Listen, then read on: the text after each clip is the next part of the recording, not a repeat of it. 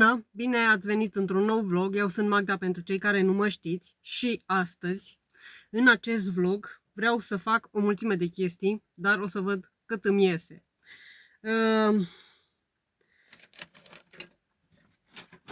Am căsuțele acestea cu acei copăcei și cuiburi de păsărele și chestiile astea pe care vreau să le folosesc. Și pentru început o să le pictez astăzi și cred că doar atât voi face. Dacă reușesc să pictez toate chestiile astea, sunt măreață. Am această căsuță, dar sincer nu știu dacă o voi folosi pe lucrarea aceasta sau pe alte, eu știu, într-o grădină zen. Cred că mai mult îmi inspiră a grădină zen chestia asta, pentru că e așa japoneză, chineză, nu știu, îmi dă așa un vibe. Dar o să pictez chestiile astea și am și cănița aceasta. Pe asta am luat-o de la SH, tot așa, parcă aș picta-o și pe asta sau să o las albă, încă nu știu. Dar vreau să pictez aceste căsuțe și o să le pictez în stilul acesta colorat, așa cum este în Transilvania. Și pentru lucrarea aceasta pe care vreau să o fac astăzi, am văzut că în lucrare, o să vă inserez undeva aici o imagine, în lucrare sunt niște buline aurii. Eu mi-am luat culori și auriu și argintiu. Aceste culori am luat auriu, argintiu și acest liner care este multicolor, zicea acolo. Sincer nu mai știu exact cât am dat pe ele, dar destul de scumpe au fost culorile astea, cred că în jur de 20 și ceva de lei o culoare din asta, iar linerul ăsta vreo 30 de lei. Dar le-am luat special pentru lucrările astea, pentru că vreau să fac câteva lucrări și chiar și cu scoici. Și încă un lucru pe care l-am găsit și pe care nu vi l-am arătat, l-am luat de la librărie, este această ștampilă cu dată. Îmi da 6 lei pe ea și arată așa. Și am luat-o tot așa pentru journaling și pentru colaje. Pentru lucrările acestea pe care lucrarea aceasta vreau să o fac astăzi, una din ele, și sper să meargă repede pentru că nu am mult timp la dispoziție, dar am văzut o imagine pe Pinterest și dacă mai găsesc imaginea o să vă las imaginea să o vedeți. Este un videoclip, cred că, nu imagine, în care folosește pistolul de lipit și face cu el buline. E acolo în videoclip, face direct pe pânză. Dar eu aș vrea să încerc să fac pe această planșetă de lemn și sper să se ia apoi, să se dezlipească acele buline și să le lipesc, sau aș putea să fac direct pe lucrare. Însă nu știu exact dacă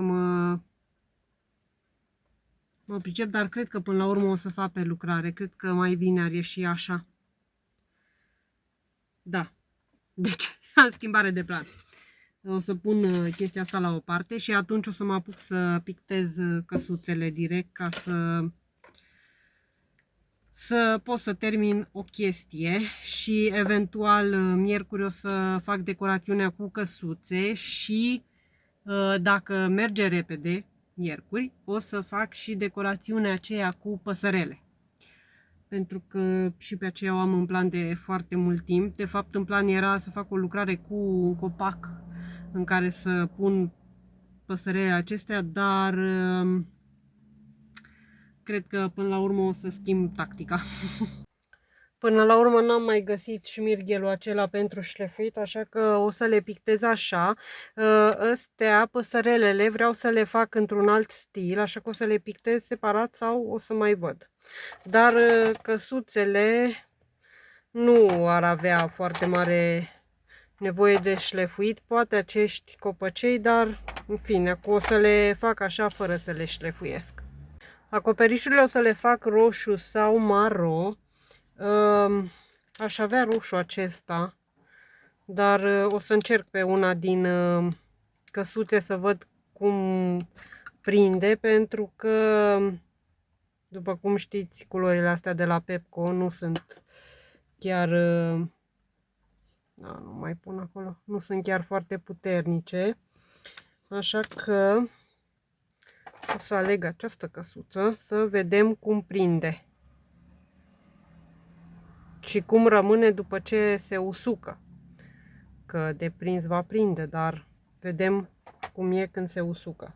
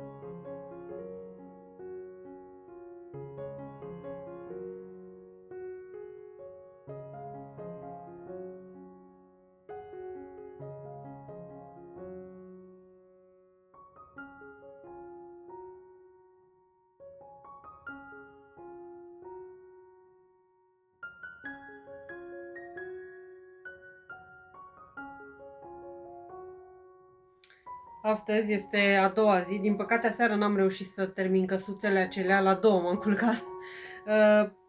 Lutul acela absorbe foarte mult culorile sau culorile sunt foarte proaste, ceea ce înclin să cred că ambele lucruri au fost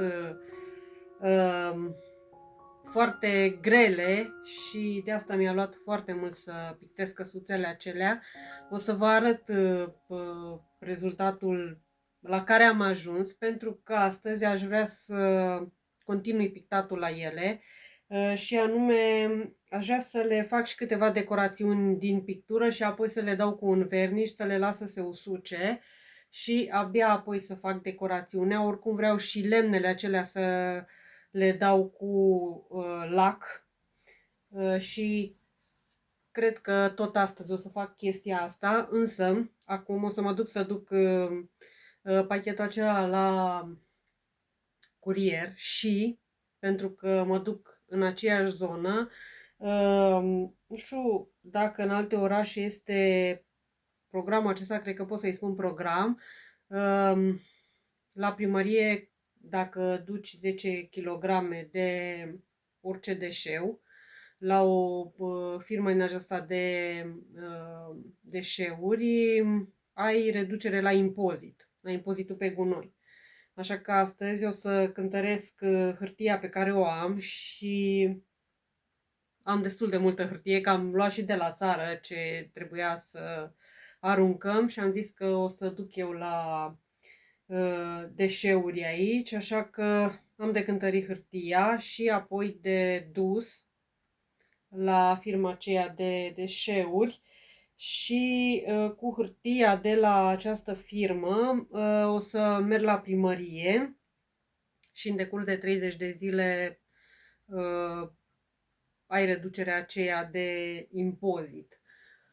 Acum e începutul lui septembrie, suntem pe 2 septembrie, așa că până la sfârșitul lunii trebuie să duc chestia asta ca să pot să plătesc fără să am penalizări.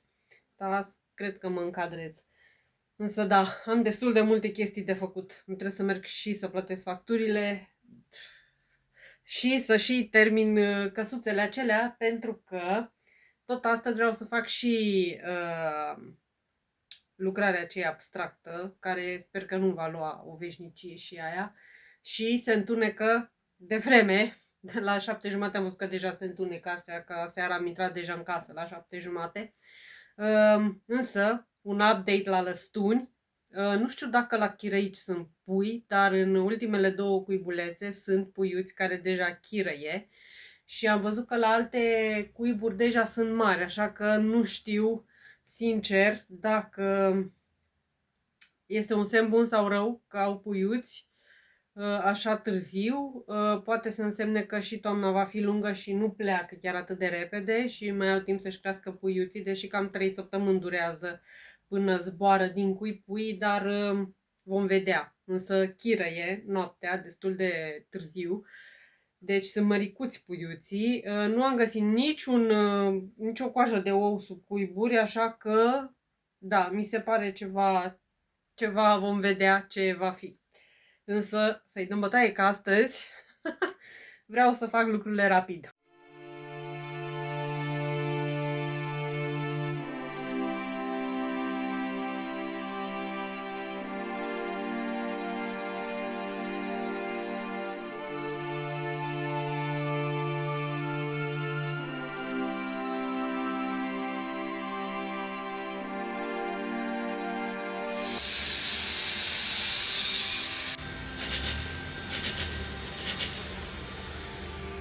Așa arată căsuțele acestea. Sper să nu afecteze zgomotul, dar asta este. Dar vreau să le vedeți înainte. Nu prea a prins galbenul acesta, nu știu, culorile acestea care sunt deschise așa, nu prea au prins pe acest lut. Aceasta este o casă roșie. Și așa, acesta are și cuibul de păsărele și pe lângă pisicuța aceasta, după cum vedeți, am folosit rozul acesta de la Pepco și nu a prins deloc și cred că și un grenat, dar tot degeaba, însă o să intervin cu niște doodle-uri pe ea și pe păsărele. Aceasta e o altă căsuță. Și aș vrea să pictez puțin și pe niște detalii așa.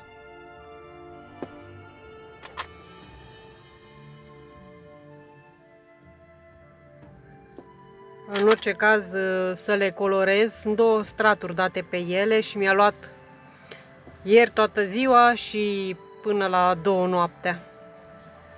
Foarte complicat. Da?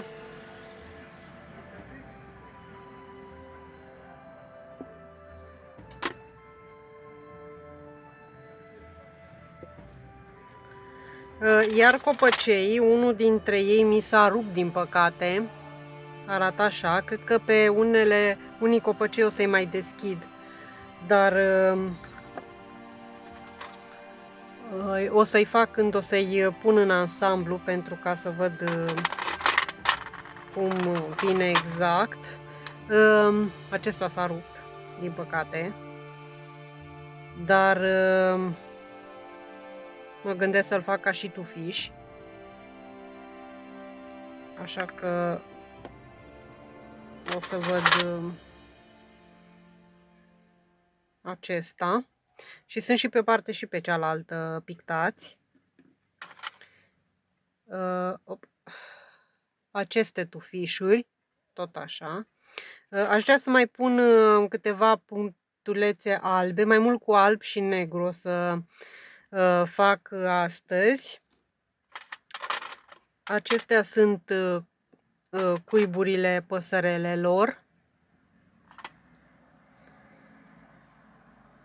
Am impresia că aceste culori de la Daco, pentru că mai mult de la Daco am folosit, nu prind foarte bine pe lut sau nu pot să-mi dau seama cât de mare este puterea de acoperire a lor. Și ăsta s-a rupt, dar o să-l pun separat. Și acestea sunt păsărelele, tot așa pictate și pe o parte și pe cealaltă. Și pe acestea aș vrea să fac tot așa, să le decorez păsărelele, dar o să vedem cum. Pentru că vreau să folosesc alb și negru. Sper că acest negru va fi cât de cât puternic, dar o să încep cu păsărelele și o să-mi pun alb aici până nu încep să dea agresia jos, să mai vorbesc cu voi. Este 6:30 ceasul după masă, pentru că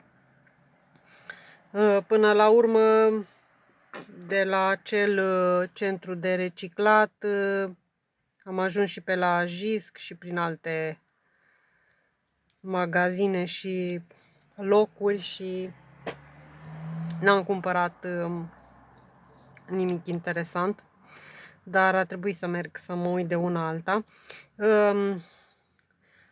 Pentru detalii, de fapt vroiam să iau un copac din acesta, să pun niște alb pe el.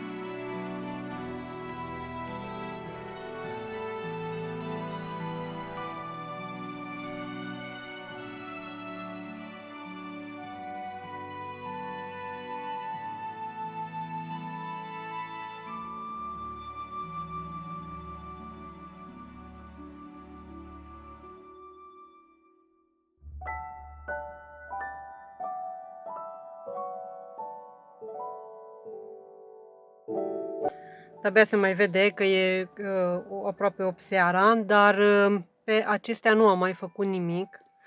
Însă am făcut păsărelele. Opa.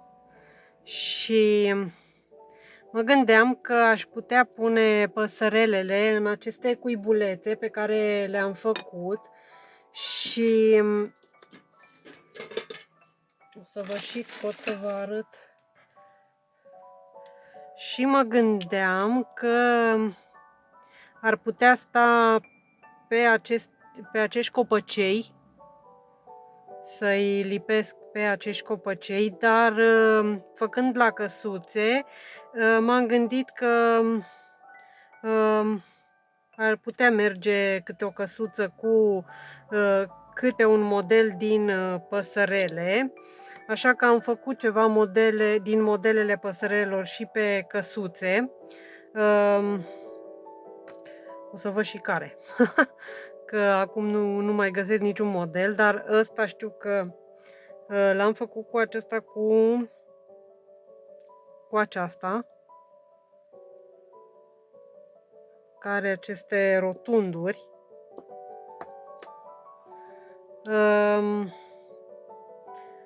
Am făcut și pisicuța X și 0 care arată așa și la casa ei m-am gândit să fie aceasta. Acum dacă se va juca X și 0 nu se știe. Apoi liniuțe pentru aceasta.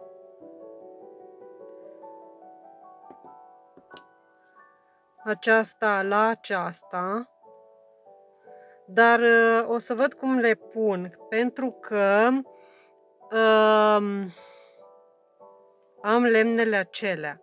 Și mă gândesc că dacă aș face 2 sau 3 lemne, lemnele nu sunt decât foarte micuțe și cred că aș putea să pun doar 3 căsuțe și, eu știu, o pasăre sau o pisică și cu un copăcel printre ele. Cred că ar ieși ok. Cana aceasta n-am mai pictat-o, o să o las albă și mă gândesc să o pun cu una din căsuțele acestea care sunt foarte vii colorate și eventual o pasăre mai deschisă. Îmi pare rău că nu am făcut și o pasăre albă. Nu m-am gândit, dar asta este. Însă o să văd cum le pun. Mâine o să le dau cu verniș și o să dau și cu lac pe lemne, pentru că trebuie să dau acum cât e încă cald și nu e frig afară, ca să le las să se usuce afară. Și apoi lemnele acelea o să le folosesc și la decorațiunile de iarnă. Deci da, și va trebui să iasă mirosul acela de lac. Și ăla iese în timp. Însă, mă bucur că le-am făcut. Nu mai apuc să fac acea lucrare. Dar mâine o să fac lucrarea. Mâine sper să mă ocup numai de lucrare și atât. Să văd câte pot să fac. 1 sau 2. Dar o să vedem în funcție de cum merge mie creativitatea. Însă, sper că v-a plăcut videoclipul. Dacă v-a plăcut, dați un like, un subscribe la canal, dacă vreți să mai vedeți astfel de content și noi ne vedem data viitoare.